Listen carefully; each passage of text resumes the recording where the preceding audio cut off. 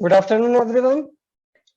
Welcome to this session Indian polity and governance. और आज हम जो टॉपिक पढ़ने वाले हैं उसको कहते हैं सिटीजनशिप ऑफ इंडिया। ठीक है, आज का जो टॉपिक हम कवर करने वाले हैं वो है आर्टिकल 5 से लेकर 11 तक, जो है पार्ट 2। इधर टी 2 बार लिख गया है, again a typo error, so it is just part 2, PART part. और ये पार्ट 2 है आर्टिकल 5 से लेकर 11 तक, जो कि बात करता है सिटीजनशिप की। देखिए, कोई भी कंट्री सिर्फ टेरिटरी से नहीं बनती, उसमें रहने वाले लोगों से बनती है ना। उसमें रहने वाले सिटीजन से एक कंट्री बनेगी, वरना तो वो खाली एक जमीन होगी। ऐसे बहुत सारी जगहें होंगी जहां पर कोई भी नहीं रहता, तो क्या हम उनको कंट्री कह देते हैं? नहीं बोलते हैं, बैरन लैंड उसको कहते हैं, खाली पड़ी जमीन उसको कहते हैं। तो सिटीजन एक कंट्री का बहुत इंपॉर्टेंट एलिमेंट होता है, किसी भी स्टेट का। कम से कम कंट्री ना भी कहें, स्टेट जब हम कहते हैं तो एक स्टेट का इसेंशियल एलिमेंट होता है वहां पे रहने वाले सिटीजन। ठीक है, तो समझते हैं कि क्या है सिटीजनशिप, कौन होते हैं सिटीजन, एक्सेट्रा एक्सेट्रा एक्सेट्रा। ठीक है, तो देखिए सबसे पहले एक डेफिनिशन या यूं कह लें कि एक एक्सप्लेनेशन आप देख पा रहे होंगे, that who is a citizen. So a citizen is an individual who enjoys full membership of political community. Citizen is an individual who enjoys full membership of political community. इस टर्म पर बहुत ज्यादा ध्यान देने की जरूरत है, पॉलिटिकल। ठीक है, एक ऐसा व्यक्ति जो राजनीतिक समूह का पूर्ण सदस्य होता है। अब हम इसको समझने की कोशिश करते हैं कि ये क्या टर्म लिखा हुआ है, पॉलिटिकल कम्युनिटी। तो पॉलिटिकल कम्युनिटी की फुल मेंबरशिप का मतलब होता है ही enjoys all the rights available under constitution. He enjoys all the rights available under constitution and other laws of country. ठीक है, हमारी कंट्री के दूसरे लॉज में जो राइट मिल रहे होंगे वो कंप्लीटली वो एंजॉय कर रहा होगा। इसको हम एक एग्जांपल से समझते हैं। जैसे कॉन्स्टिट्यूशन बहुत सारे राइट्स प्रोवाइड करता है, कुछ तो होते हैं फंडामेंटल राइट्स। ठीक है, फंडामेंटल राइट्स यानी कि सबसे बेसिक राइट जो हमारे कॉन्स्टिट्यूशन प्रोवाइड करता है। तो कुछ फंडामेंटल राइट्स ऐसे होते हैं जो सभी के लिए अवेलेबल है, चाहे वो इंडियन सिटीजन हो या ना हो। लेकिन कुछ ऐसे फंडामेंटल राइट्स होते हैं हमारे कॉन्स्टिट्यूशन के जो सिर्फ और सिर्फ सिटीजन्स को अवेलेबल है। ठीक है, तो वो सारे राइट एंजॉय कर रहा है ना। अच्छा, फंडामेंटल राइट के अलावा भी बहुत सारे राइट कॉन्स्टिट्यूशन हमें प्रोवाइड करता है, जैसे राइट टू कंटेस्ट इलेक्शन। आप चुनाव तभी लड़ सकते हो इंडिया में यदि आप इंडिया के सिटीजन हो।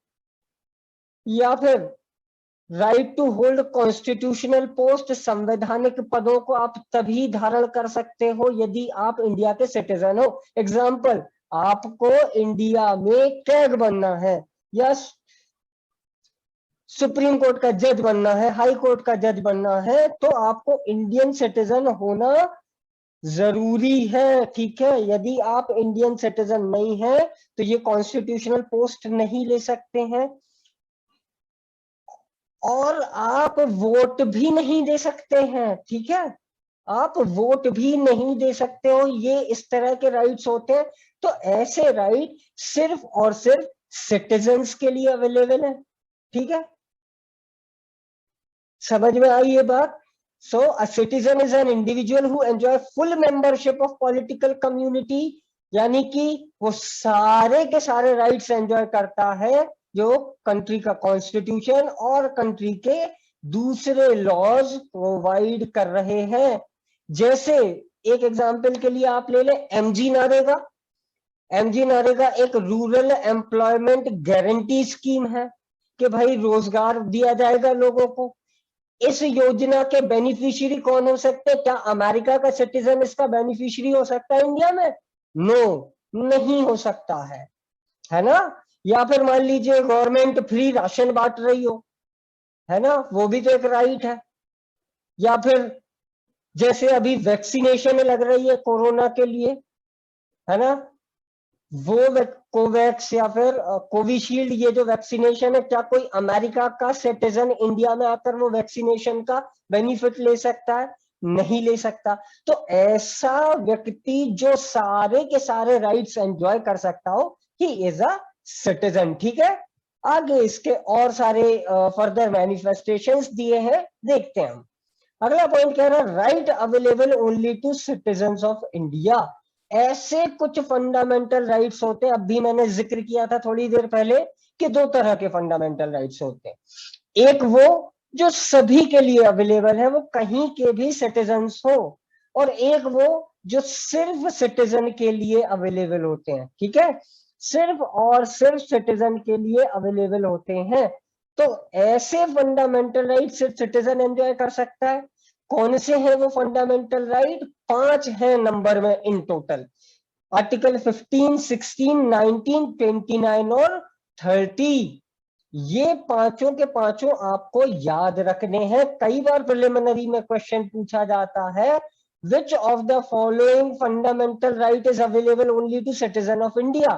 तो इन 5 में से कोई एक ऑप्शन उसका सही होता है, या हो सकता है कि वो मल्टीपल ऑप्शन वाला क्वेश्चन हो। 15, 16, 19, 29, 30 ऑप्शन ए, ऑप्शन बी में हो 14, 15, 19, 21, 22, ऐसे करके। तो ये 5 राइट्स हैं जो सिर्फ और सिर्फ सिटीजन्स के लिए अवेलेबल है। इन राइट्स को हम डिटेल में पढ़ेंगे।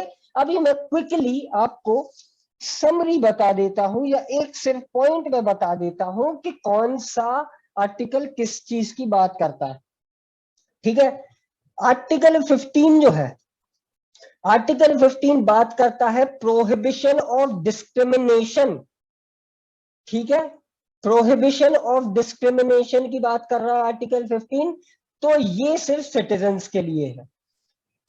इंडिया अपने सिटीजन्स में डिस्क्रिमिनेट नहीं करेगा। ठीक है, इंडिया अपने सिटीजन्स में डिस्क्रिमिनेट नहीं करेगा, बट दूसरे सिटीजन्स के साथ डिस्क्रिमिनेट या डिफरेंशिएट कर सकता है। ठीक है, इसको वैसे ही समझ लो कि भाई एमजी नरेगा यदि इंडियन सिटीजन्स के लिए है, तो वो ये नहीं कहेगा कि भाई महाराष्ट्र वाले को इसका बेनिफिट मिलेगा, तमिलनाडु वाले को नहीं मिलेगा। ठीक, गवर्नमेंट कांट डिस्क्रिमिनेट, लेकिन वो ये तो डिस्क्रिमिनेशन या डिफरेंशिएशन कर सकता है ना कि इसका बेनिफिट अमेरिका के सिटीजन को नहीं मिलेगा। ठीक है, तो article 15 talks about prohibition of discrimination, ये सिर्फ सिटीजन के लिए अवेलेबल है।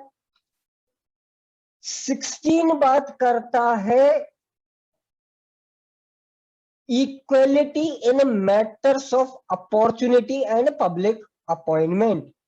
पब्लिक अपॉइंटमेंट यानी कि कोई भी सरकारी नौकरी या सरकारी टाइप की कोई चीज हो रही है, तो उसकी अपॉर्चुनिटी सबको दी जाएगी, किसी को नहीं रोकी जाएगी। एग्जाम्पल के लिए आप सारे लोग हैं, क्या गवर्नमेंट ऑफ इंडिया आपको रोक सकती है कि भाई ये श्रेया जो है भोपाल में रहती है तो ये फॉर्म नहीं भर सकती, और आयुष फॉर्म भर सकता है क्योंकि ये सागर में रहता है? Can they discriminate? No, they can not.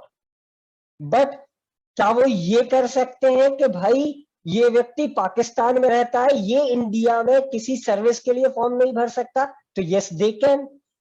यानी कि ये मैटर ऑफ पब्लिक एम्प्लॉयमेंट में डिस्क्रिमिनेशन नहीं होगा, ये भी सिटीजन्स के लिए है।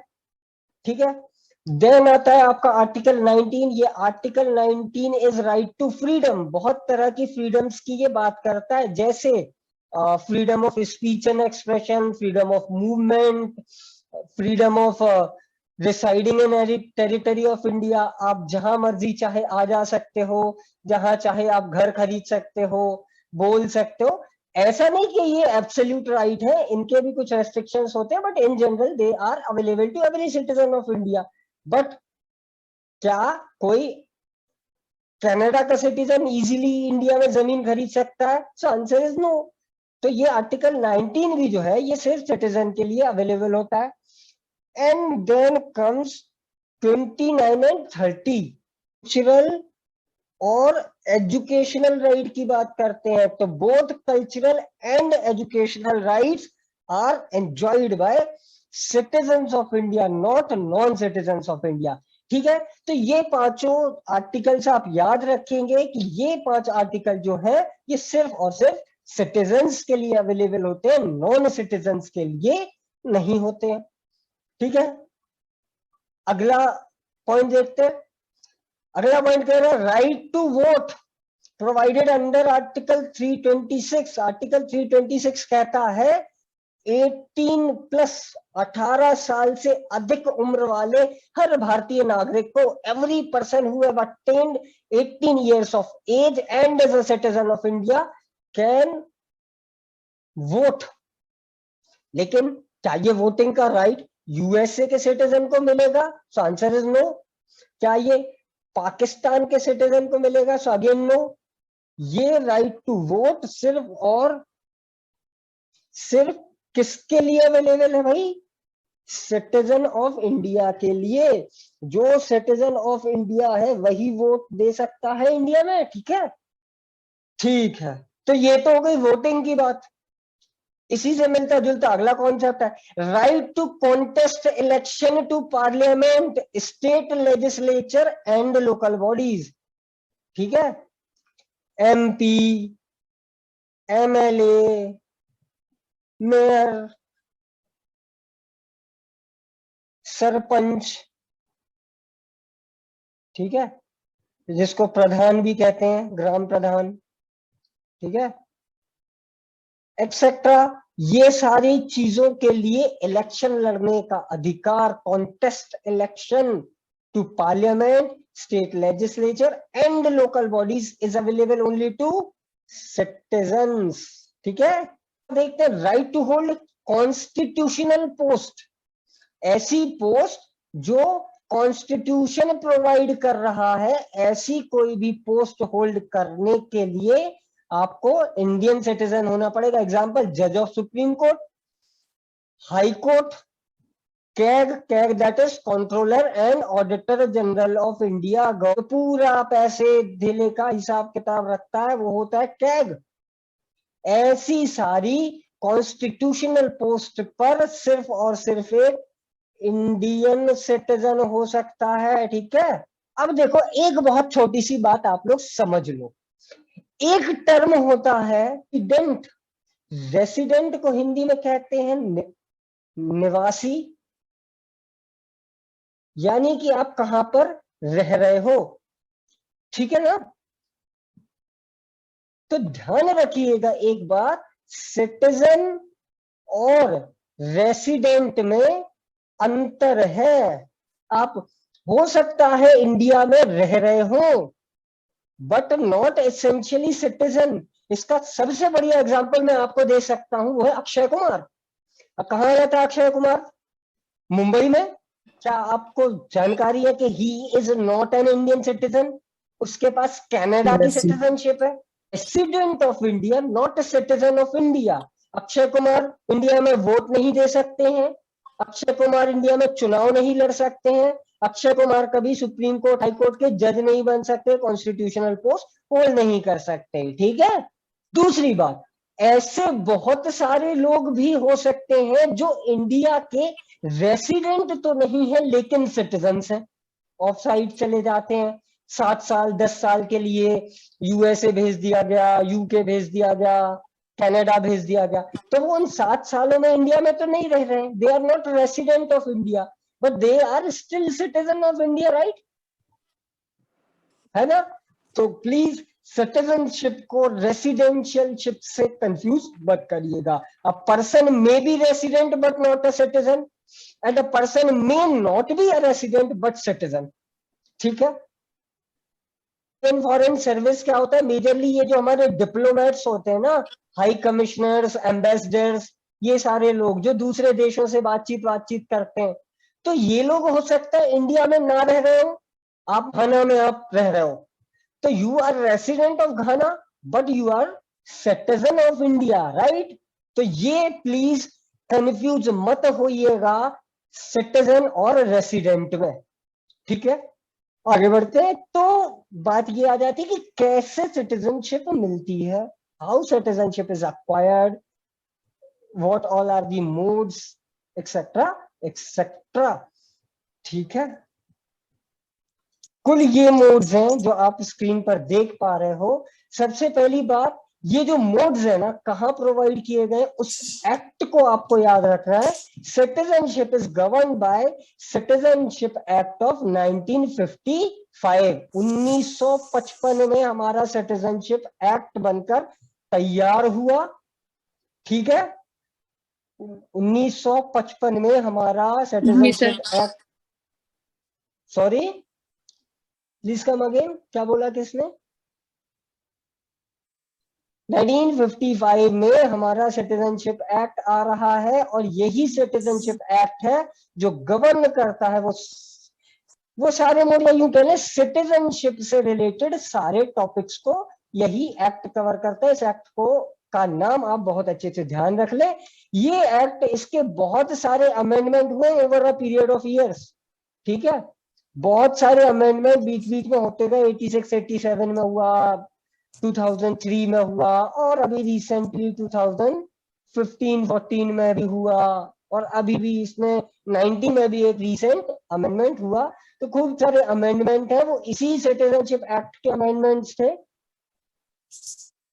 ओके, तो majorly this is the act which governs inside out of citizenship. अब समझते हैं कि क्या क्या वो तरीके होते हैं जिनसे सिटीजनशिप अक्वायर होती है, ठीक है? तो सबसे पहला वही तरीका है जो यूनैनिमसली आप सबने कहा था, सर बाय बर्थ, ठीक है? कि बाय बर्थ हमें सिटीजनशिप मिल जाती है, but this is incomplete answer. By birth के आगे पीछे भी कुछ चीजें हमें जाननी जरूरी है, ठीक है? तो सबसे पहला, person born in India on और आफ्टर 26 जनवरी 1950। 26 जनवरी को क्या हो रहा है? इंडिया एक रिपब्लिक बन रही है, हमारा कॉन्स्टिट्यूशन पास हो रहा है, या on 26 January 1950 our constitution came into force, but before जुलाई 1987 एक डेट रखी, 1 जुलाई 1987 की, ठीक है? इस डेट से लेकर इस डेट तक जो भी भारत में पैदा हो रहा है, इर्रिस्पेक्टिव ऑफ द नेशनैलिटी, ठीक है? वो कहीं का भी आदमी होगा, बच्चा होगा, पैदा भारत में हो रहा है तो उसको सिटीजनशिप मिल गई थी, इजी प्रोसेस। उसके पीछे के कई सारे रीजन है। रीजन हमारे हिस्टोरिकल वगैरह थे कि कुछ लोग पहले पाकिस्तान चले गए, ठीक है? पाकिस्तान चले गए तो वो पाकिस्तान के सिटीजन हो गए, उन्हें फिर भारत वापस आए। अब उनका बच्चा यदि भारत में पैदा हो रहा है वो तो वापस आ गए बेचारे, है ना? इसलिए ये डेट रखी गई थी। तो इन डेट के बीच यदि कोई भी भारत में पैदा हो रहा था तो उसको नेशनैलिटी मिल जा रही थी, सिटीजनशिप मिल जा रही थी। इसका थोड़ा बहुत नुकसान भी हुआ होगा क्योंकि जो जबरदस्ती घुसाए हैं अर्जी फर्जी लोग, उन सबको भी इंडियन सिटीजन बनाना पड़ गया होगा, राइट? तो फिर गवर्नमेंट को समझ में आया कि नहीं भाई, ऐसे नहीं किसी को भी सिटीजनशिप दे देते कि बस आप भारत की टेरिटरी में पैदा हुए और सिटीजनशिप ले लो। तो गवर्नमेंट ने थोड़ा सा एक बदलाव किया। क्या बदलाव किया? Person born in India after 1 July 1987 if either of his parents is a citizen of India at time of his birth, माँ या बाप में से किसी एक का इंडियन सिटीजन होना जरूरी है, ठीक है? दो में से एक किसी का इंडियन होना जरूरी है, या तो माँ या तो बाप, ठीक है? Yes sir. मतलब यस सर।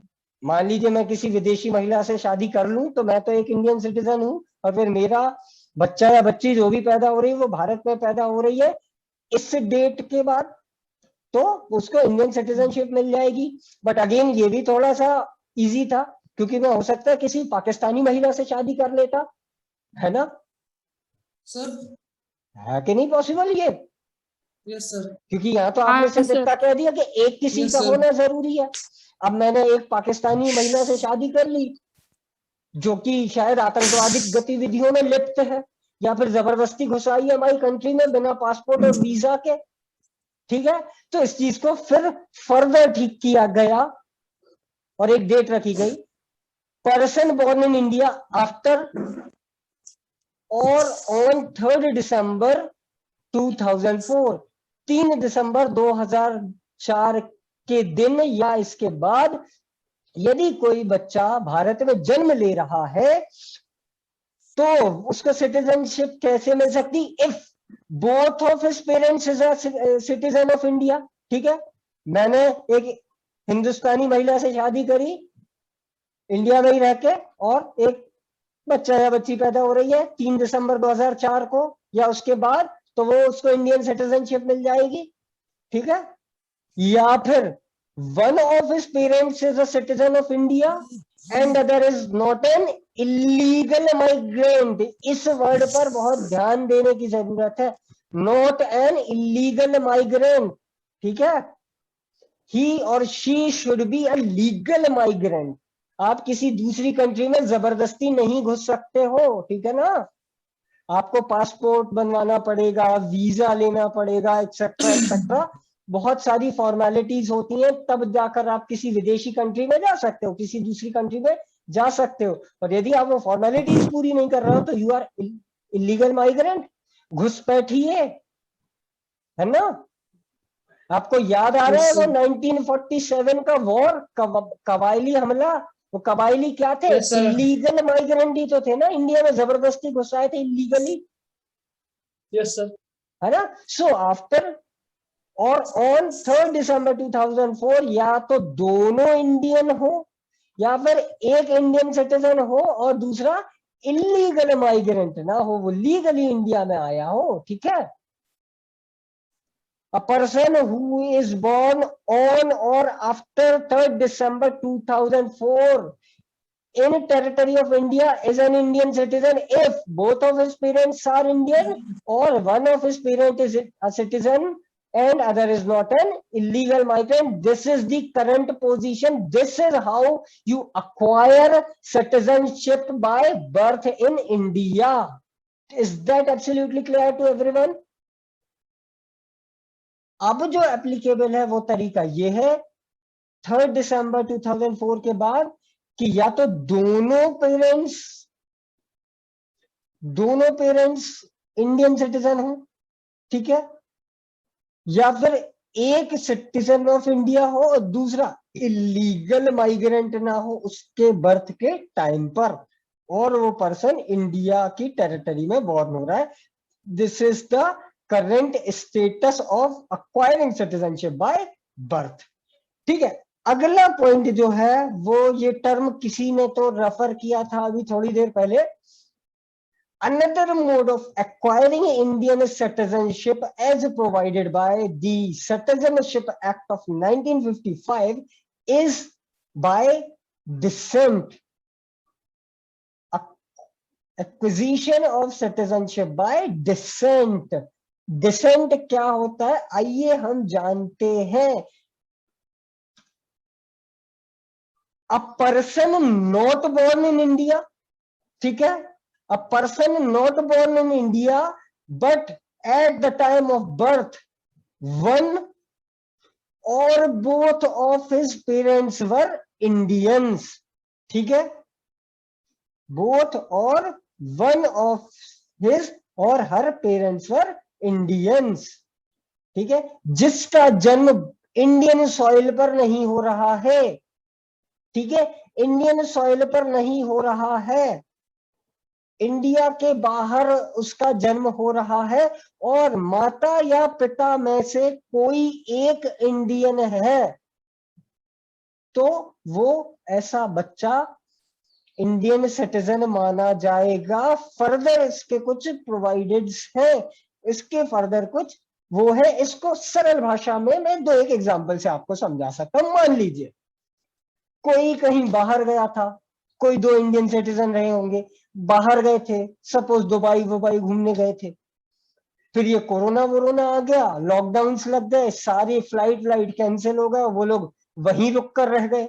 दुबई में ही है पिछले 1.5-2 साल से, और वहां पर एक बच्चा पैदा हो जाता है।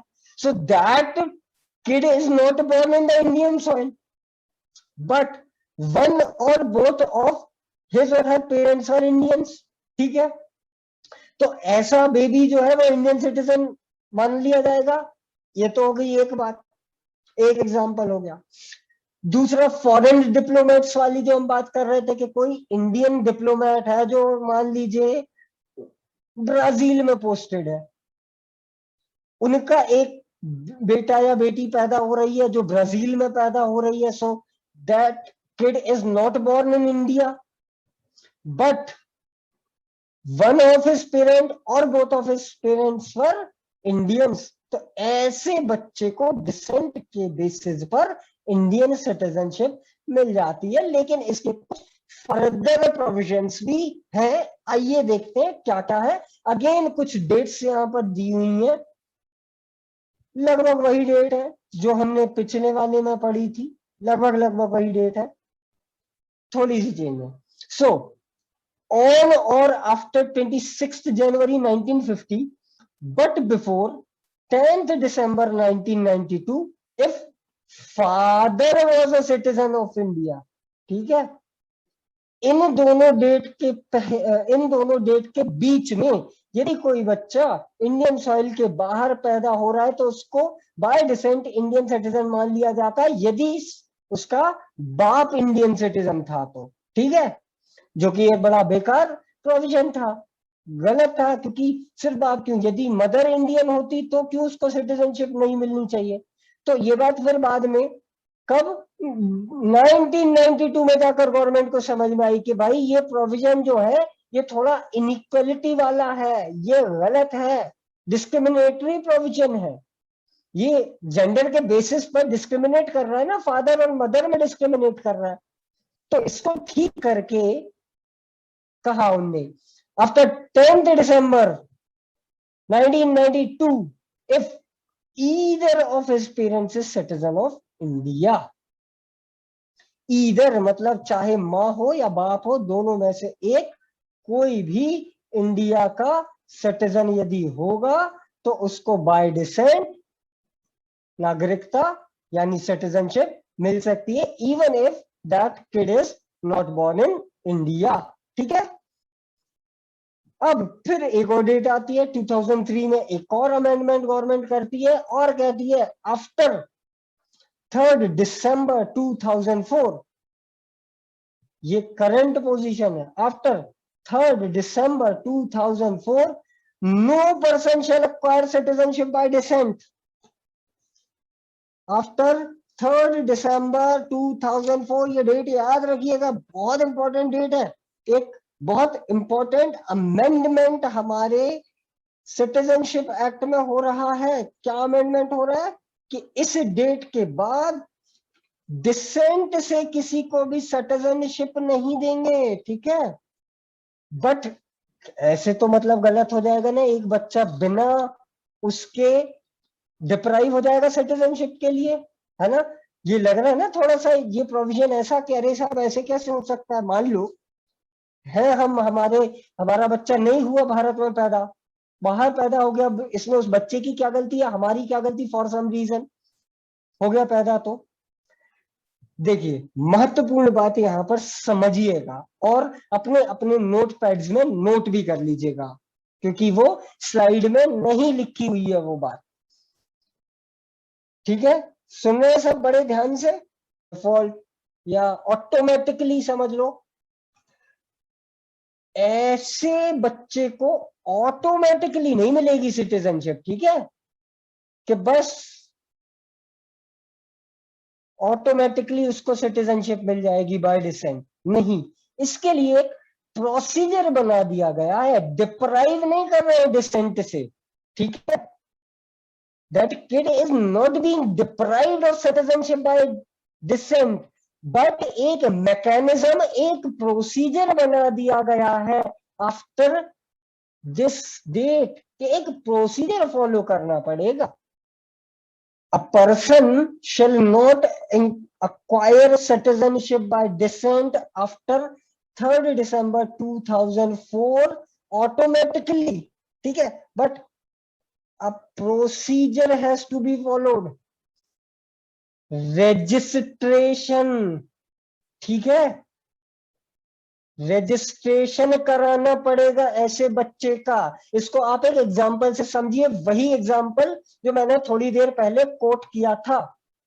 प्रियंका चोपड़ा ने निक जोनस से शादी कर ली। Nick Jonas is a citizen of America, America का। अब प्रियंका जी जो है वो इंडियन सिटीजन है, निक जो है वो यूएस के सिटीजन है, ठीक है। अब ये बच्चा जो है ये बाहर पैदा हो रहा, मान लीजिए इंडिया की सॉइल में पैदा नहीं हो रहा है, ठीक है, इंडिया की सॉइल में पैदा नहीं हो रहा। Suppose he is born in somewhere in Toronto Canada, और मे बी स्वीडन और वेरेवर, या अमेरिका में कहीं बोर्न हो रहा है, तो इंडियन सॉइल में नहीं बोर्न हो रहा है, he is not born in India, but one of his parents is Indian, ठीक है। तो ऐसी स्थिति में यदि उसको इंडियन सिटीजनशिप चाहिए, उसको चाहिए मतलब बच्चा तो क्या ही अप्लाई करेगा, उसके पेरेंट्स अप्लाई करेंगे ना।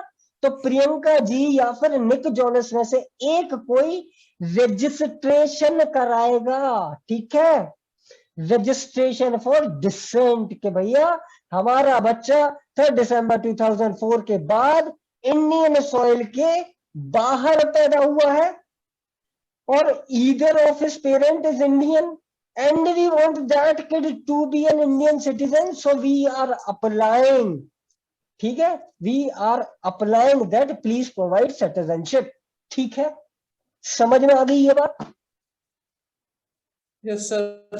अप्लाई करना पड़ेगा, बाय डिफॉल्ट नहीं हो जाएगा। वरना क्यों नहीं हो जाएगा? क्योंकि इसमें कॉन्फ्लिक्ट हो सकता है ना भाई।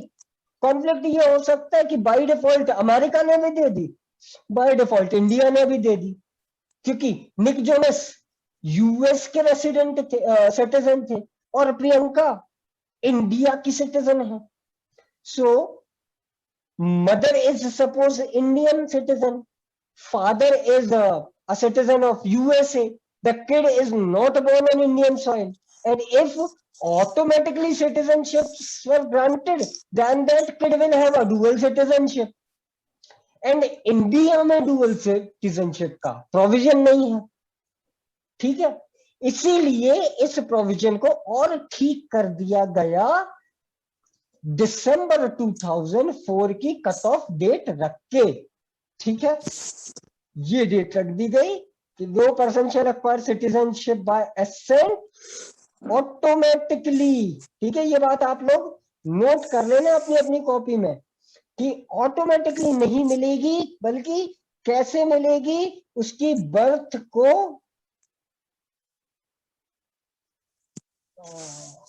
सॉरी बी उसकी बर्थ को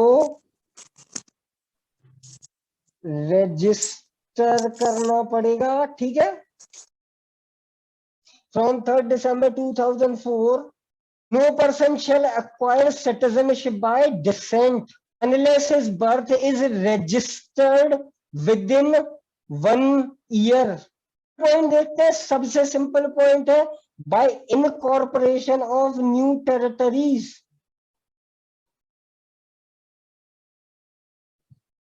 यदि कोई भी नई टेरिटरी को इंडिया इनकॉर्पोरेट कर रहा है, मतलब अक्वायर कर रहा है इंडियन यूनियन का पार्ट यदि बन रहा है कोई टेरिटरी, तो उस टेरिटरी के जितने सिटीजन होंगे वो सब भी इंडिया के सिटीजन हो जाएंगे। एग्जांपल सिक्किम, ठीक है, सिक्किम इंडिया का पार्ट नहीं था पहले, फिर इंडिया ने उसको इनकॉर्पोरेट कर लिया, तो जितने लोग सिक्किम के निवासी होंगे, जितने सिक्किम के सिटीजन्स थे, वो सारे इंडिया के सिटीजन्स बन गए। या फिर पौंडीचेरी का एग्जांपल है, गोवा की वो टेरिटरी हुआ करती थी, सॉरी पोर्चुगीज का ऑक्यूपेशन था उस टेरिटरी पर, सेम वाज विद गोवा। तो ये सब इंडियन सिटीजन्स नहीं थे, ना ही वो टेरिटरी इंडिया में आया करती थी एक समय पर, ठीक है ना। लेकिन इनकॉर्पोरेशन से वो इंडिया का पार्ट बन गए, तो वहां पर रहने वाले जो भी लोग हैं उन सबको इंडियन सिटीजनशिप मिल जाएगी, ठीक है। आगे बढ़ते हैं अगले मीन्स की तरफ। अगला मीन्स होता है रजिस्ट्रेशन। कि क्या है registration? So a person of Indian origin ordinary resident for 7 years। Of Indian origin resident for 7 years। तो सबसे पहले हम समझते हैं इंडियन ओरिजिन का पर्सन कौन होता है।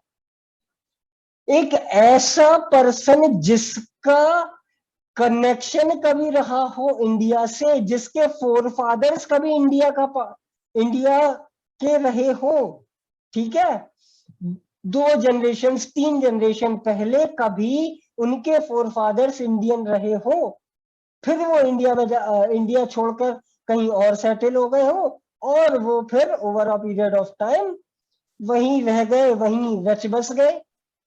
तो ऐसे लोग कहलाते हैं पर्सन ऑफ इंडियन ओरिजिन। इनका ओरिजिन इंडिया से है but they are not citizen of India. Next is person of Indian origin ordinary resident of undivided India. यहाँ फॉर ऑफ लिखा है, फॉर कोई वर्ड नहीं है, वो शायद टाइपो एरर होगा। Ordinary resident of undivided India, Indian origin के ऐसे लोग जो अनडिवाइडेड इंडिया में रह रहे हैं। भाई अब जो लोग पाकिस्तान में जो 3rd जनरेशन या 4th जनरेशन रह रही होगी, वो इंडियन ओरिजिन के होंगे ना। सबसे अच्छा एग्जांपल मैं आपको दे सकता हूं, अदनान सामी। नाम सुना अदनान सामी का? गलत सवाल पूछ रहा हूं, गाने सुने अदनान सामी के? तो अदनान सामी पहले पाकिस्तानी सिटीजन थे, ठीक है। उनके दादे परदादे यहीं से तो गए होंगे, अनडिवाइडेड इंडिया के ही रेसिडेंट रहे होंगे ना वो, ठीक है। वहां जाकर बस गए। तो अदनान सामी ने अप्लाई किया होगा इंडिया में कि साहब हमको इंडिया की सिटीजनशिप दे दो। तो गवर्नमेंट ऑफ इंडिया ने कहा कि ठीक है भाई, बढ़िया गाना गाता है, हिट पे हिट गाने देता है, दे दो इसको, क्या दिक्कत है, ठीक है। So this was number 2, point number 2, ठीक है। तीसरा, women married to Indian citizen ordinary resident for 7 years, ठीक है। किसी एक इंडियन सिटीजन से कोई महिला शादी करके भारत आ जाती है और 7 साल तक इंडिया में रहती है, ठीक है। तो वो भी अप्लाई कर सकती है रजिस्ट्रेशन के लिए, ठीक है। Example, madam Sonia Gandhi, she was married to an Indian citizen name mister Rajiv Gandhi. शादी करके वो इटली से भारत आ गई और शादी के बाद 7 साल तक लगातार इंडिया में रही होंगी। उसके बाद उन्होंने इंडियन सिटीजनशिप के लिए अप्लाई किया होगा बाय रजिस्ट्रेशन, ठीक है।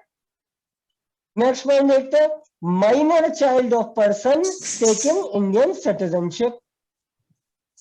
Minor child of person taking Indian citizenship, हमने अदनान सामी का एग्जांपल से समझा कि अदनान सामी ने इंडिया की सिटीजनशिप ले ली। जाहिर है अकेले नहीं ली होगी, उनकी वाइफ ने भी ली होगी। ऐसा तो नहीं होगा ना कि अदनान जी बॉम्बे में रह रहे हैं, मुंबई में, और उनकी वाइफ लाहौर में रह रही है। दोनों ही लेंगे ना सिटीजनशिप, तो दोनों ने ले ली। इनके बच्चे थे छोटे छोटे, माइनर यानी कि लेस देन 18 years। तो जब इन दोनों ने सिटीजनशिप ले ली तो इनके बच्चे भी सिटीजनशिप लेने के लिए रजिस्टर कर सकते हैं। अब वो 7 साल नहीं रहे मान लो इंडिया में, तो भी चल जाएगा। अरे बच्चा ही 2 साल का है तो 7 साल से कैसे रह सकता है इंडिया में, है ना। Lastly, a person of full age capacity if his parents are registered citizens of India, ठीक है। अब किसी के माँ बाप ने ले ली इंडिया की सिटीजनशिप रजिस्ट्रेशन से, तो वो भी अप्लाई कर सकता है। So basically registration is slightly easier norm of acquiring Indian citizenship, ठीक है। थोड़ा सा इजी है ये, ये दूसरे लोगों को एक विंडो ओपन कर रहा है इंडियन सिटीजनशिप लेने को। दूसरे लोगों से मेरा मतलब है ऐसे लोग जो इंडियन सिटीजन नहीं थे फॉर सम रीजन, बट ऐसे नॉन सिटीजन्स को एक विंडो ओपन कर रहा है इंडियन सिटीजनशिप को देने के लिए। ठीक है, कि what is naturalization or what is the mode of naturalization, how one can acquire Indian citizenship by mode of naturalization। ठीक है, तो इसमें देखिए सबसे जरूरी है, पहली बात जो मोस्ट इंपॉर्टेंट है, a person who is not an illegal migrant, a person who is not an illegal migrant may apply। ठीक है, दैट इज उसका लीगल माइग्रेंट होना जरूरी है। अब हम पहले इस टर्म को समझ लेते हैं कि what do we mean by migrant, who are legal migrants and who are illegal migrants. तो देखिए माइग्रेंट एक ऐसा पर्सन होता है, ठीक है, माइग्रेंट एक ऐसा पर्सन होता है जो अपने यूजुअल रेसिडेंस से माइग्रेट कर जाता है, वहां से प्रस्थान कर जाता है, किसी और स्थान पर चला जाता है, दैट इज माइग्रेंट। ठीक है, इसी से मिलता जुलता एक टर्म हम सिटीजनशिप या इस कॉन्टेक्स्ट में पढ़ते हैं, that is emigrant, EMIGRANT, emigrant. Emigrant कौन होता है? एमिग्रेंट होता है एक ऐसा पर्सन जो परमानेंटली अपना देश या अपनी भूमि, अपनी लैंड छोड़कर किसी दूसरी टेरिटरी में जाकर सेटल हो गया हो। Permanent is the word. ठीक है, माइग्रेंट में भी temporary, but emigrant is a person who have migrated permanently, who migrated permanently to other land. ठीक है, तो ये तो हुआ हमारा एमिग्रेंट या फिर माइग्रेंट। अब हम समझते हैं who are legal migrants and who are illegal migrants. देखिए लीगल माइग्रेंट वो पर्सन होगा जो किसी दूसरी टेरिटरी में या किसी फॉरेन टेरिटरी में परमानेंटली एंटर हो गया और सेटल होने की कोशिश कर या सेटल होने का प्लान कर रहा है। How legally, that is he is following all the procedures and he is fulfilling all the requirements which are governing the citizenship law of that country। वो होता है लीगल माइग्रेंट। एक इजी एग्जांपल से इसको हम समझें, आपको कहीं बाहर जाना है तो क्या प्रोसीजर आपको फॉलो करना पड़ेगा? पहले तो आपके पास पासपोर्ट होगा, उस पासपोर्ट पे उस स्पेसिफिक कंट्री का वीजा आपके पास होगा या फिर परमिशन होगी एक तरह की कि हाँ आप इस कंट्री में आ सकते हो और रह सकते हो, that is legal migrant. Illegal migrant क्या होगा? जो लॉफुल मीन्स से नहीं माइग्रेट हुआ है, अनलॉफुल मीन्स से या इलीगल मीन्स से जो माइग्रेट हुआ है। ये दो तरह से हो सकता है कि एक तो जबरदस्ती घुस आए आप, जिसको घुसपैठिया भी हम कह देते हैं। ठीक है, वो होगा एक इलीगल माइग्रेंट। या फिर आप एंटर तो लीगली हुए थे, आपको मान लीजिए वीजा मिला 15 दिन का, तो 15 दिन आप वहां उस टेरिटरी में एक लीगल माइग्रेंट हो गए, लेकिन 15 दिन बाद जब आपका वीजा एक्सपायर हो जाएगा तो आप इलीगल माइग्रेंट कहलाए जाओगे, राइट? क्योंकि आपने वो प्रिस्क्राइब्ड पीरियड लैप्स हो गया है, खत्म हो गया है, पास हो गया है। ठीक है, जो प्रिस्क्राइब्ड पीरियड है, जो प्रिस्क्राइब्ड पीरियड, जो लीगली परमिसिबल पीरियड था, वो लैप्स हो गया है, तो फर्दर पीरियड के लिए आप illegal migrant कहलाओगे।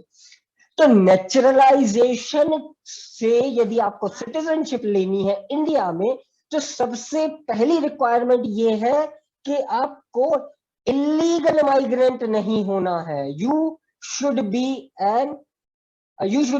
legal migrant, then only you may apply for citizenship by mode of naturalization। ठीक है, तो पहली बात तो ये हो गई, सबसे एसेंशियल बात। अब इसके साथ कुछ फर्दर क्वालिफिकेशंस भी दे रखी है। हर लीगल माइग्रेंट को तो हम नहीं दे सकते ना सिटीजनशिप, ऑलरेडी देश की जनसंख्या इतनी है, आप और लोग बुला लो, रिसोर्सेज लिमिटेड है, सारी चीजें हैं, जॉब्स लिमिटेड हैं, एक्सेट्रा एक्सेट्रा, तो आप हर किसी को तो नहीं अलाउ करोगे, कुछ और फर्दर क्वालिफिकेशंस होंगी किसी को भी सिटीजनशिप देने के लिए।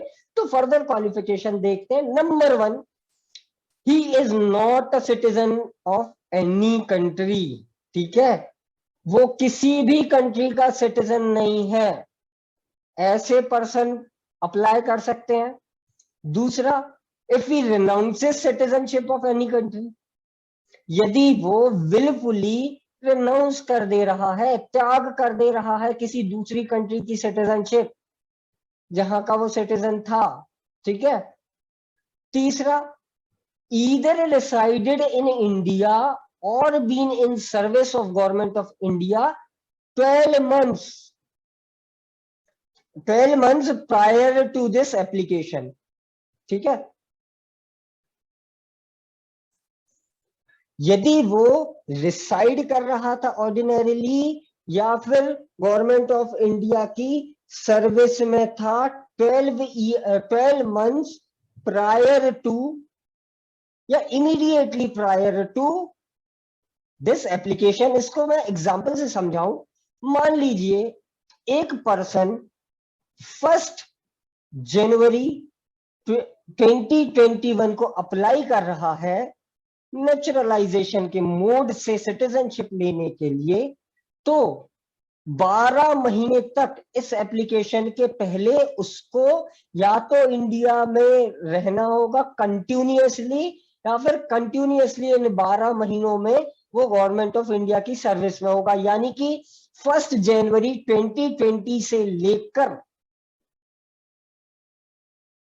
31 दिसंबर 2020 तक वो सर्विस में रहा है गवर्नमेंट ऑफ इंडिया की, या फिर ऑर्डिनरीली रिसाइड किया है इंडिया में। कंटिन्यूअस 12 मंथ्स का पीरियड होना जरूरी है। ठीक है। नेक्स्ट पॉइंट कह रहा है during 11 years immediately before 12 months, इन 12 महीनों के 11 साल पहले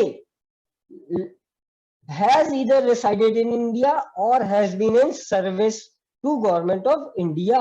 11 साल तक वो गवर्नमेंट ऑफ इंडिया की सर्विस में था या फिर इंडिया में रह रहा था। तो सबसे पहले 11 साल तक आपको इंडिया में रहना पड़ेगा, या फिर 11 साल तक आपको गवर्नमेंट ऑफ इंडिया की सर्विस में रहना पड़ेगा। उसके बाद आप अप्लाई कर सकते हो, देन ये 12 मंथ का पीरियड शुरू होगा, और इस पीरियड में आपको कंटिन्यूअसली इसमें रहना होगा। ठीक है, इस पॉइंट में कंटिन्यूअस वाला फैक्टर नहीं है। आप हो सकता है कुछ टाइम के लिए ना रहे हो इंडिया में, है ना, हो सकता है आप घूमने फिरने बाहर चले गए हो, या आप गवर्नमेंट ऑफ इंडिया की सर्विस में थे, गवर्नमेंट ऑफ इंडिया ने आपको 2 साल के लिए घाना भेज दिया, बट सर्विस में तो आप थे, है ना। सो ये 11 years का पीरियड तक उसको रिसाइड करना पड़ेगा या फिर गवर्नमेंट ऑफ इंडिया की सर्विस में रहना पड़ेगा। उसके बाद 12 महीने तक अगेन उसको कंटिन्यूअसली ये चीज रखनी पड़ेगी, तब वो अप्लाई कर सकता है। सो the total period here is 12 years। ठीक है, 12 साल का टोटल पीरियड रिक्वायर्ड है। यदि प्रिलिमिनरी में ये क्वेश्चन आता है कि what is the total period required to reside in India और to be in service of government of India, so the total period is 12 years, 11 years plus 12 month। ठीक है। नेक्स्ट पॉइंट देखें आप, एज ऑफ गुड कैरेक्टर। भाई सदचरित्र व्यक्ति है, अच्छा आदमी है, बढ़िया लॉफुली रह रहा है, कोई दिक्कत नहीं कर रहा है, किसी भी तरह की प्रॉब्लम्स उससे नहीं हो रही हैं, दूसरे लोगों को, दूसरे सिटीजन्स को एक्सेट्रा। ये भी एक फैक्टर है, क्योंकि बैड कैरेक्टर के व्यक्ति को तो हम सिटीजनशिप नहीं देंगे, है ना। फसादी उत्पाती टाइप का आदमी है तो क्यों ही हम सिटीजनशिप देंगे? क्यों हमारे यहाँ कमी है क्या बैड कैरेक्टर के लोगों की जो हम विदेश से और इंपोर्ट करके ले आए? ठीक है। सो ही और she shall be of good character, ये भी एक रिक्वायरमेंट है। Then has adequate knowledge of any language specified in 8th schedule, has adequate knowledge of any language specified in 8th schedule। यहाँ आप एक छोटा सा फैक्ट और समझ लो, अपनी अपनी कॉपीज में, नोटबुक में इसको जॉट डाउन कर लेना। 8th शेड्यूल किस चीज की बात करता है? लैंग्वेज की। ये आप प्लीज नोट कर ले, हमारे कॉन्स्टिट्यूशन का 8th शेड्यूल बात करता है लैंग्वेज की। कौन सी लैंग्वेज की? ऑफिशियल लैंग्वेज ऑफ इंडिया की। ठीक है, इंडिया की ऑफिशियल लैंग्वेजेस की बात करता है 8th शेड्यूल। और कितनी है इन टोटल ऑफिशियल लैंग्वेजेस? तो हमारे यहाँ 22 ऑफिशियल लैंग्वेजेस हैं। ठीक है, 22 official languages are specified in 8th schedule. ये पॉइंट आप नोट कर लो, यहीं पर स्लाइड में नहीं है ये पॉइंट। ऑलराइट, तो उन 22 स्पेसिफाइड ऑफिशियल लैंग्वेजेस में से एक कोई लैंग्वेज यदि उस व्यक्ति को आती है तो वो एलिजिबल हो सकता है। क्यों भाई, जाहिर सी बात है, इंडिया में उसको रहना है तो उसको किसी इंडियन लैंग्वेज को जानना जरूरी है ना। इंडियन लैंग्वेज बोल रहा हूं मैं, हिंदी नहीं कह रहा, ध्यान रखिएगा ये बात। ठीक है, जब हम 8th शेड्यूल को पढ़ेंगे तो हम जानेंगे कि कौन कौन सी 22 भारतीय भाषाएं हैं, कौन सी 22 इंडियन लैंग्वेजेस हैं जो ऑफिशियल लैंग्वेज का रिकॉग्निशन जिनको मिला है। ठीक है, तो अब इंडिया में रहकर आप हिब्रू या जर्मन या फ्रेंच आपको आती होगी तो काम नहीं चल सकेगा ना। इसलिए 8th शेड्यूल में स्पेसिफाइड 22 लैंग्वेज में से कोई एक लैंग्वेज आपको आनी चाहिए। इन 22 में से एक लैंग्वेज इंग्लिश भी है, तो इंग्लिश तो अब एक तरह की इसेंशियल लैंग्वेज हो गई है यदि आपको ग्लोबली डील करना है तो। ठीक है, all right, next point is that he intends to reside in India or to enter into or continue service with government of India। ठीक है, उसकी ये इंटेंशन है कि मुझे फर्दर इंडिया में रहना है, या फिर उसकी ये इंटेंशन है कि उसको गवर्नमेंट ऑफ इंडिया की सर्विसेज में आना है, या फिर वो ऑलरेडी सर्विस में था तो वो सर्विस उसको कंटिन्यू करनी है। ये उसका इंटेंशन होना जरूरी है। ठीक है, ये इंटेंट यदि उसकी नहीं होगी तो वो नहीं कर सकेगा इंडियन सिटीजनशिप के लिए अप्लाई, नेचुरलाइजेशन के लिए। ठीक है, और ये काम वो कैसे करेगा, कैसे बताएगा अपनी इंटेंशन? भाई मेरी इंटेंशन क्या है कैसे पता चलेगी? मुझे एक्सप्रेस करनी पड़ेगी ना, है ना, अभिव्यक्त करनी पड़ेगी, बतानी पड़ेगी, बोलनी पड़ेगी। तो यहां पर एक वो अंडरटेकिंग देता है। ठीक है, mark this word, undertaking. Undertaking एक तरह का शपथ जैसा होता है कि हाँ, I am intending to reside in India और I am intending to enter into service with government of India or I am intending to continue the service with government of India in which I am already employed। ये एक undertaking उसको देनी पड़ेगी। ठीक है, ये सारे पॉइंट्स हैं, ये सारे एसेंशियल हैं, ये होने जरूरी हैं, तब आपको नेचुरलाइजेशन के मोड से इंडियन सिटीजनशिप मिल सकती है। क्या क्या पॉइंट है? पहला तो इलीगल माइग्रेंट नहीं होना चाहिए। दूसरा, वो या तो किसी कंट्री का सिटीजन है ही नहीं, किसी भी कंट्री का, या फिर सिटीजन तो था लेकिन उसने रिनाउंस कर दिया सिटीजनशिप, अपनी सिटीजनशिप त्याग दी, छोड़ दी। ठीक है, और 12 महीने तक वो कंटिन्यूअसली रहा है इंडिया में या service of government of India में, और उस 12 महीने के पहले 11 साल तक वो सेम क्वालिफिकेशन फॉलो कर रहा है। दैट इज वो रहा है और रहा है इंडिया में, रिसाइड किया है उसने इंडिया में, या फिर सर्विस में था वो गवर्नमेंट ऑफ इंडिया के।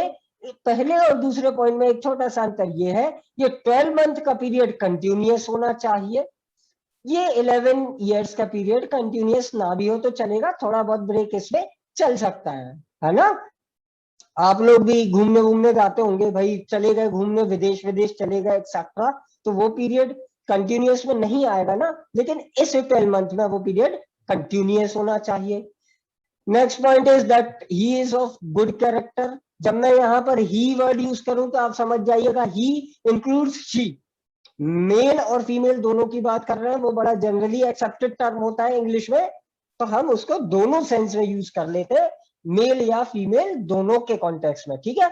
सो ही और she is of good character. Next point है कि जो 8th शेड्यूल में 22 ऑफिशियल लैंग्वेजेस हैं इंडिया की, उनमें से कोई एक लैंग्वेज का उसको एडिकेट नॉलेज हो। एडिकेट नॉलेज में क्या क्या आता है? रीडिंग, राइटिंग, स्पीकिंग, तीनों, रीडिंग, राइटिंग, स्पीकिंग, इसका एडिकेट नॉलेज उसको होना चाहिए। और एक अंडरटेकिंग से वो अपनी इंटेंट को एक्सप्रेस करेगा कि हाँ, he want to reside in India, he intend to reside in India, he intend to enter into service with government of India, or he intend to continue that service with government of India into which he was already employed। ये सारे points हैं, ये सारे essentials हैं naturalisation से Indian citizenship लेने के, ठीक है। आगे बढ़ते हैं और एक इंपॉर्टेंट पॉइंट हम देखते हैं जो एक तरह का प्रोविजियो है, एक तरह का परंतुक है। जैसे हम कहते हैं कि ये सब तो है बट, सो ये बट है जो मैंने स्टार मार्क करके लिखा है। गवर्नमेंट में वेव ऑल और any of the above qualification to a person who has rendered service to science, philosophy, arts, literature, world peace और ह्यूमन प्रोग्रेस। यदि कोई ऐसा पर्सन है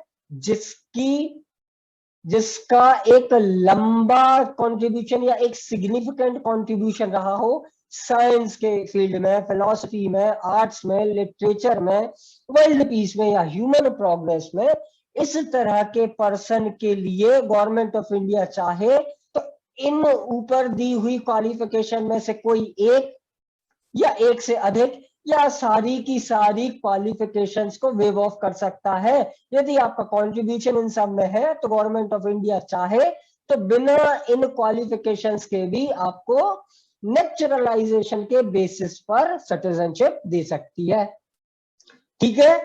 ये समझ आ गया सारा नेचुरलाइजेशन का प्रोसेस, नेचुरलाइजेशन के एसेंशियल्स और नेचुरलाइजेशन का प्रोविजियो, दैट इज बट वाली क्लॉज जो है, ये आप सबको क्लियर हुआ।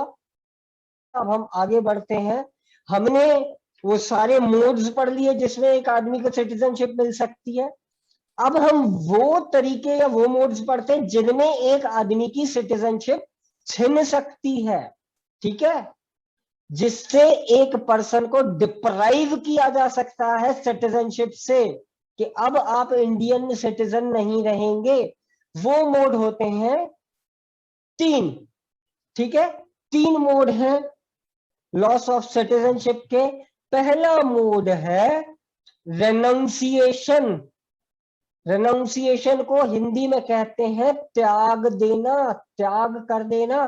तो आपने यदि इंडियन सिटीजनशिप त्याग दी है, ठीक है, any citizen of full age and capacity declaring renunciation।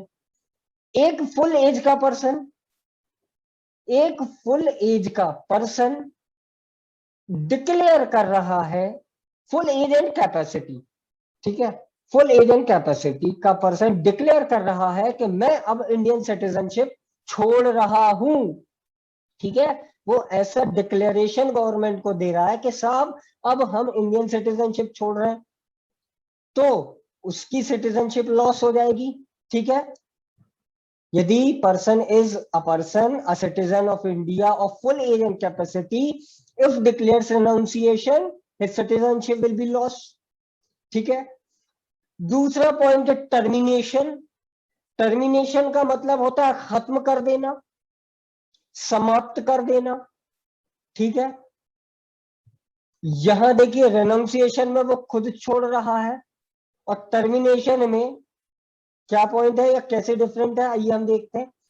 When an Indian citizen voluntarily acquires the citizenship of another country without any undue influence, duress or compulsion, एक इंडियन सिटीजन ने voluntarily किसी दूसरे देश की सिटीजनशिप अक्वायर कर ली है, किसी दूसरे देश की नागरिकता ले ली है एक इंडियन सिटीजन ने, वो भी कैसे, वॉलेंटेरियली, स्वेच्छा से, अपनी स्वयं की इच्छा से, और वो इच्छा भी कैसी थी, फ्री वॉलेंटरीली थी, फ्री विल थी, ठीक है, किसी तरह का अनड्यू इन्फ्लुएंस नहीं था। अनड्यू इन्फ्लुएंस होता है कि किसी ने आपको मैनिपुलेट कर दिया, या ड्यूरेस नहीं था, या कंपल्शन नहीं था, भाई किसी ने आपके सर पे गन पॉइंट रख के कहा कि तुम इंडियन सिटीजनशिप छोड़ के पाकिस्तानी सिटीजनशिप ले लो, तो ये कंपल्शन हो गया ना, या फिर ड्यूरेस हो गया ना। तो ऐसा कुछ नहीं था, और वॉलेंटरीली वो सिटीजनशिप ले रहा है दूसरी कंट्री की, ठीक है। तो ऐसे केस में उस पर्सन की सिटीजनशिप ऑटोमेटिकली टर्मिनेट हो जाएगी, ठीक है, ऑटोमेटिकली टर्मिनेट हो जाएगी। एक एग्जांपल से समझाऊं, मैं एक सिटीजन ऑफ इंडिया हूं, फुल एज है, मैं 18+ हूं, फुल कैपेसिटी है। फुल कैपेसिटी कैसी कि भाई मेरा दिमाग सब ठीक है, मैं एक प्रूडेंट माइंड का पर्सन हूं, साउंड माइंड का पर्सन हूं, ठीक है।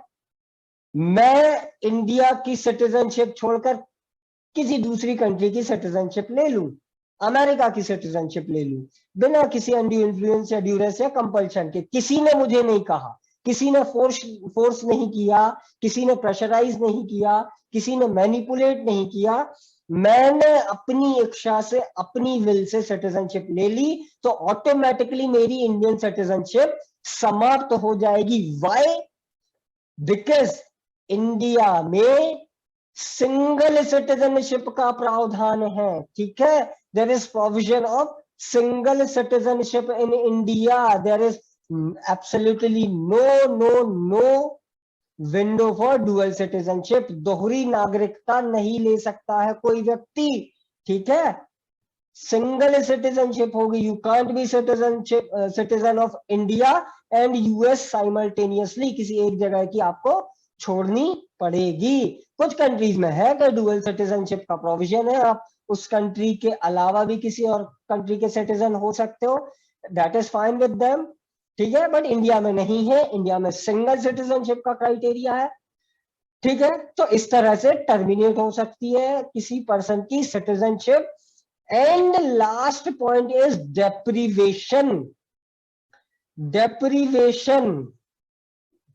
ठीक है। डेप्रीवेशन से भी आपकी सिटीजनशिप ली जा सकती है या छीनी जा सकती है। डेप्रीवेशन का लिटरल मीनिंग होता है छीन लेना, ठीक है। तो डेप्रीवेशन का मोड जो है वो लॉस ऑफ सिटीजनशिप का कंपल्सरी टर्मिनेशन है, ठीक है। It is the compulsory termination of citizenship by central government, ठीक है। एक बात आप, छोटा सा फैक्ट है, बहुत ही बेसिक फैक्ट है, वो याद रखिएगा। सिटीजनशिप से रिलेटेड सारे काम कौन करता है? सेंट्रल गवर्नमेंट, ठीक है। और सिटीजनशिप से रिलेटेड सारे लॉज से कौन डील करता है? दी पार्लियामेंट ऑफ इंडिया। ये दो छोटी छोटी बातें आप ध्यान में रखिएगा, ठीक है। So deprivation is a compulsory termination by central government. लेकिन ऐसे ही जबरदस्ती तो गवर्नमेंट ऑफ इंडिया किसी की सिटीजनशिप नहीं छीन लेगी या टर्मिनेट कर देगी जबरदस्ती। कुछ तो रीजन रहा होगा। क्या रीजन रहा होगा? आइए देखते हैं। पहला रीजन है citizenship is acquired by fraud. उसने किसी तरह का कपट करके सिटीजनशिप अक्वायर करी है, ठीक है। किसी भी तरह का फ्रॉड क्या होता है? कुछ ऐसी चीज रिप्रेजेंट करना जो आप जानते हो कि गलत है लेकिन वो सच बताना, ठीक है। That is fraud in general language. यहां पर बात ये हो रही है कि जब सिटीजनशिप फ्रॉड से अक्वायर हो रही हो, wait I will explain you by an example. हम थोड़ा पीछे जाते हैं। ये देखिए, रजिस्ट्रेशन और नेचुरलाइजेशन के प्रोसेस आपको दिख रहे हैं, ठीक है। कोई भी एक उठा लेते हैं। Registration, a person of Indian origin ordinary resident for 7 years, ठीक है। अब मान लीजिए वो इंडिया में 7 साल तक नहीं रहा, एक्चुअली नहीं रहा 7 साल तक, लेकिन उसने ऐसे झूठे कागज बनवा लिए कि भाई मैं 7 साल तक रहता था इंडिया में और सिटीजनशिप के लिए अप्लाई कर दिया। गवर्नमेंट ऑफ इंडिया ने उसको सिटीजनशिप दे दी, ये सोचकर कि हाँ भाई ये तो इंडियन ओरिजिन का पर्सन था, ऑर्डिनरी रेसिडेंट था 7 साल तक, लेकिन it was a fraud. The citizenship was acquired by fraud because he was not an ordinary resident of India for 7 years, but he made a fraudulent claim. और जब government of India को ये पता चलेगा कि this citizenship is acquired by fraud, then उस case में deprivation से गवर्नमेंट ऑफ इंडिया वो टर्मिनेट कर देगी. दूसरा पॉइंट कहता है the person has shown disloyalty to constitution. हमारे भारत के संविधान के प्रति उसने डिसलॉयलिटी दिखाई है, ठीक है, वो उसने अबाइड नहीं किया है कॉन्स्टिट्यूशन के प्रोविजंस को, उसने डिफीट करने की, डिफाई करने की, वायलेट करने की कोशिश की है हमारे कॉन्स्टिट्यूशन को, तो ऐसे पर्सन की सिटीजनशिप आप छीन सकते हो. ठीक है, ठीक है. यदि आपको इंडिया में रहना है तो इंडियन लॉज को भी फॉलो करना पड़ेगा, उनसे अबाइड करना पड़ेगा, उनके प्रति लॉयलिटी रखनी पड़ेगी. इंडिया में रह रहे हो आप, सिटीजनशिप भी इंडियन है, और इंडियन कॉन्स्टिट्यूशन को नहीं मान रहे हो, ऐसा नहीं चलेगा. That is the simple point. ठीक है, आई होप इसमें कुछ बहुत ज्यादा कंफ्यूजन या डाउट जैसी स्थिति नहीं है. It is as simple as that. If you are living in India, you have to follow the constitution of India, you have to have faith in the constitution of India, you have to be loyal towards constitution of India, and you have to respect the constitution of India. It is as simple as that. ठीक है, ठीक है, समझ गए ये point. आगे बढ़ू. अगला पॉइंट कह रहा है traded unlawfully or communicated with an enemy during war. ठीक है, किसी भी तरह का अनलॉफुल ट्रेड वो कर रहा है. अनलॉफुल ट्रेड यानी जो ट्रेड करना लीगली परमिसिबल नहीं है. फिल्मी भाषा में हम इसको स्मगलर्स कह देते हैं, है ना. स्मगलर्स कौन होते हैं? जो ऐसी चीजों में ट्रेड करते हैं जो चीजें अलाउड नहीं है, वो कुछ भी हो सकती हैं. एक लीगल चीज भी इलीगल तरीके से बेचना इज इलीगल, राइट, है ना. एग्जाम्पल के लिए मैं आपको बताऊं, अभी करंट सिचुएशन आप देखें, कोरोना का समय चल रहा है, रेमडेसिविर नाम का एक इंजेक्शन रिक्वायर्ड है. So it is totally legal to sell that injection, but हर कोई उसको नहीं बेच सकता ना.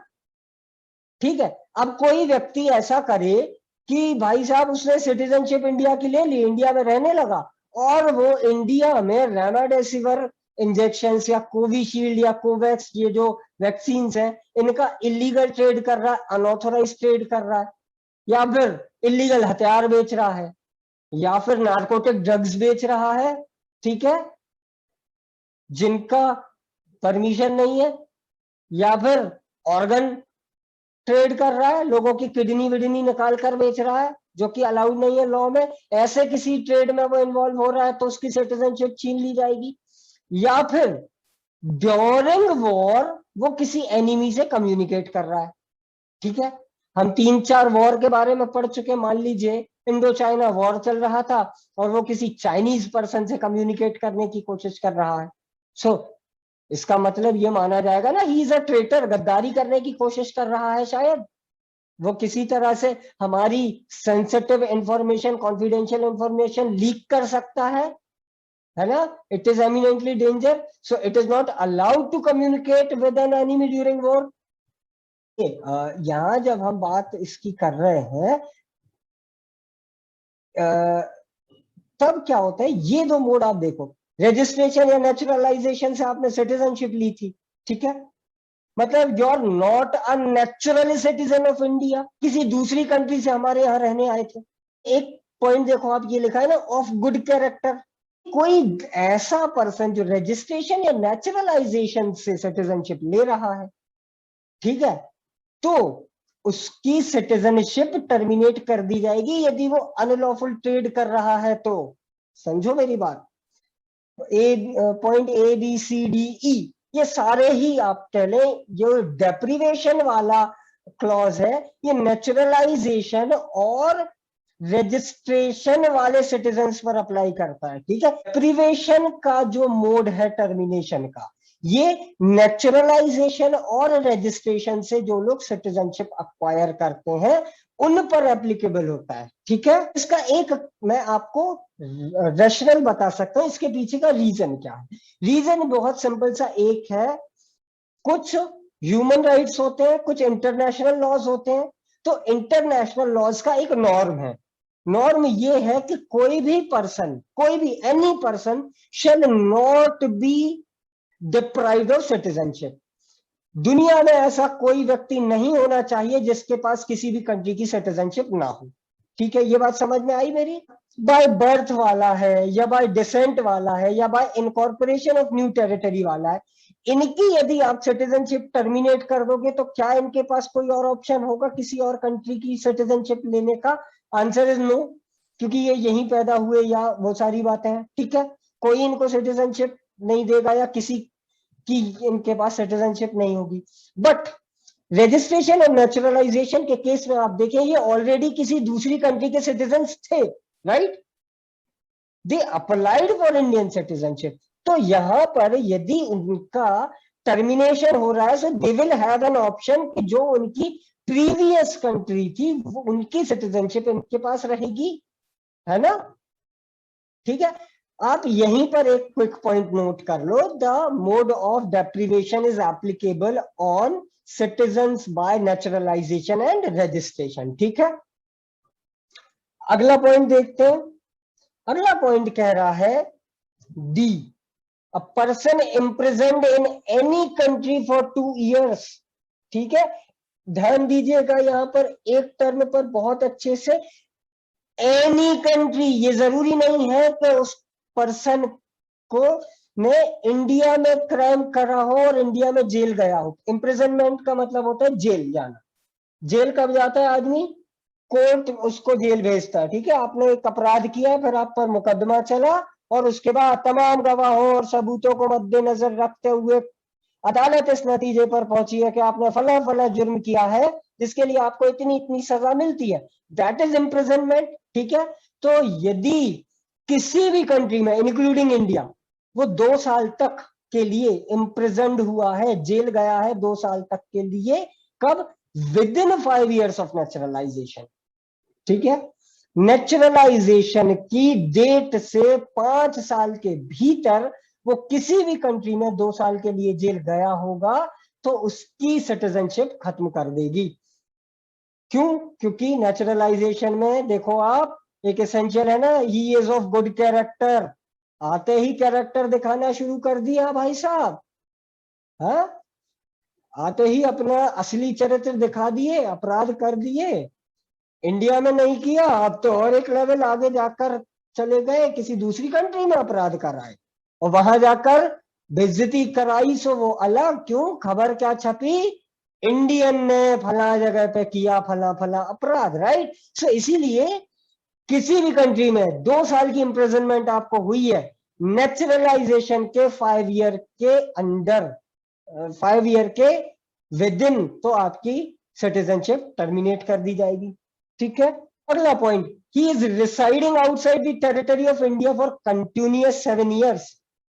ठीक है, 7 साल तक लगातार वो इंडिया में रह ही नहीं रहा है, तब ऐसे केस में उसकी सिटीजनशिप खत्म हो जाएगी। अगेन आई विल रिपीट, ये किस पर एप्लीकेबल हो रहे हैं? ये इसी डेप्रिविएशन का ही पार्ट है, ई। ठीक है, ध्यान रखिएगा ये बात, ये चौथा पॉइंट नहीं है। ठीक है ना? If a person who has acquired citizenship by registration or naturalization is residing outside the territory of India for continuous 7 years, then his citizenship will be deprived, compulsorily terminated by government of India. All right, ये हमारे 3 mode थे, renunciation, termination और डेप्रिविएशन के, जिनसे एक आदमी की citizenship जा सकती है। ठीक है, पहला है डिक्लेरेशन कर दे वो अपने रेनाउंसिएशन का, दूसरा टर्मिनेशन है कि वॉलंटरीली उसने अक्वायर कर ली किसी दूसरी कंट्री की सिटीजनशिप, और last but not the least, उसने डेप्रिविएशन का कोई क्लॉज कर दिया, किसी भी 5 में से एक तरह से उसने कुछ काम किया, सिटीजनशिप फ्रॉड से ली थी, या फिर उसने इंडियन कॉन्स्टिट्यूशन के टुवर्ड्स डिसलॉयलिटी बताई, या फिर उसने अनलॉफुल ट्रेड किया, या ड्यूरिंग वॉर एक एनिमी से कम्युनिकेट किया। किसी भी कंट्री में विद इन और without the territory of India, he was imprison for 2 years with in 5 years of naturalisation. ठीक है, और ई कह रहा है residing outside the territory for continuous 7 years। ठीक है, कंटिन्यूअस 7 years। ये 5 पॉइंट है डेप्रिविएशन के, और ये 3 मोड है लॉस ऑफ इंडियन सिटीजनशिप के। आई होप ये तीनों चारों बातें आपको समझ में आ गई होंगी बहुत अच्छे से।